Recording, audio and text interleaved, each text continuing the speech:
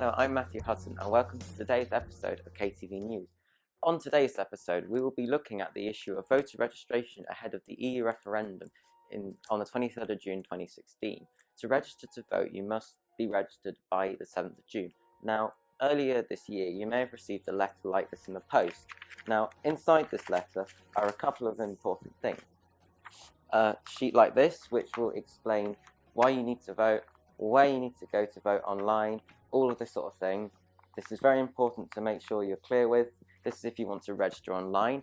If you've still got the letter, you can also register through the post, and the questions you will be asked are in here. These are the questions you will also be asked online.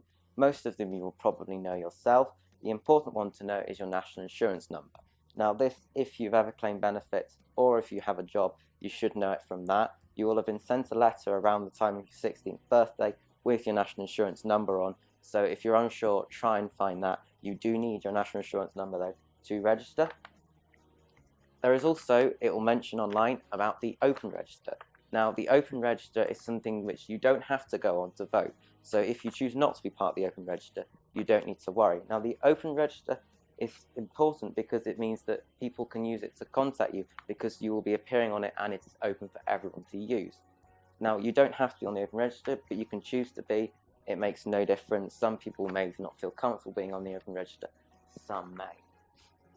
So you may have also received a letter like this in the post. This letter is if you didn't register the first time, so it will mention stuff like if you don't register you'll receive a fine, and this was sent I think around January sort of time. The first one was sent about November, so it's basically just a remember to register. But it's important because of what it says, because it says that some elections you can vote from both addresses, but at others you would need to choose which address to vote from as you are only able to vote once, which basically means that if you're registered at home and at university, which you can be, that if it's a national election you have to either choose to vote at home or at university, because if you vote at both you're committing electoral fraud. If it's a local election, you can vote at both because you're having local representatives, so it doesn't have national implications. Another important part of documentation is your voting card. You should also have received this in the post, but because it is a very thin piece of paper, if you're living on accommodation on campus, you won't have been told about it. So in the next few days, you may want to go along and check. If you receive this card, you are registered to vote. So you needn't worry about getting registered before the 7th of June because you are okay. This is important because it outlines where you should go to vote, which is the Senate building on campus. The Senate building is near the library. It is a kind of hexagonal sort of shape. It should be very easy to spot, but if you are unsure, just Google Maps it, because all the buildings on campus are in Google Maps, and that is where you will be registered to vote if you are living on campus, so it's important you make it. If you choose to vote on the 23rd of June, you must do so between 7 AM and 10 PM, as that is when it is open. You cannot vote before 7 AM and you cannot vote after 10 PM, so do make sure you get down in time. There is also a helpline number so that if you encounter any difficulties while registering, you should call 01227 862 007. It's also important because on the back of your voting card, it explains what you can and can't do in relation to the law. So it is an offence to vote more than once at this referendum unless you are voting on the behalf of somebody else, which is voting by proxy. Voting by proxy works in that if you cannot make it to the polling station for whatever reason, you can nominate somebody else to vote on your behalf. If you do choose to do this for this particular referendum, I recommend you pick somebody who shares your viewpoint to make sure that they will vote the way that you want to. Because when you give them the vote by proxy, they will do what you want as long as you trust them. So that does involve an element of trust, but you can do that. There is a limit on the number of people you can proxy vote for if somebody asks you to proxy vote for them, unless they are a family member such as brother, grandparent, parent, child, granddaughter, grandson. Then you can only do it for 2 people. If they are a family member, the limit doesn't exist. It's also important to note that if you do want to vote and you can't make it, you can vote by postal vote. Now with this, they'll send you a voting card in the post, you can fill it in, send it off.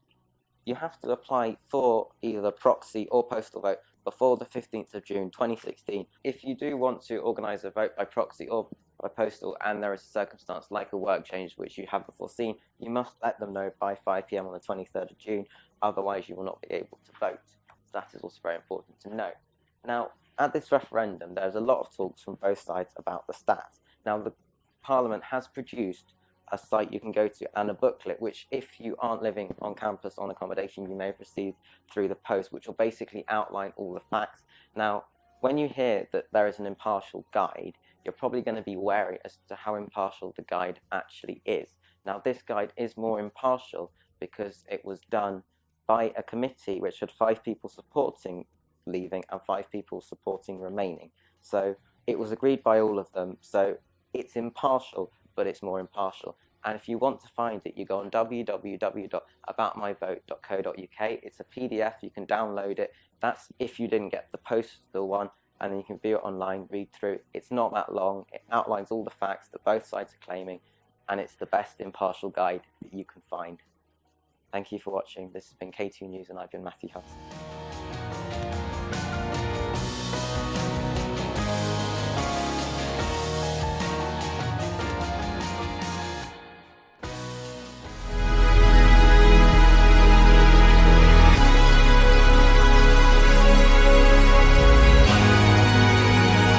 Yes, I would say allow yourself to be directed towards that which makes you feel very well and away from that which makes you feel unwell, because that's what your inner voice is all about. It's trying to lead you towards uncovering what you are uniquely here to do, and that will bring you great joy.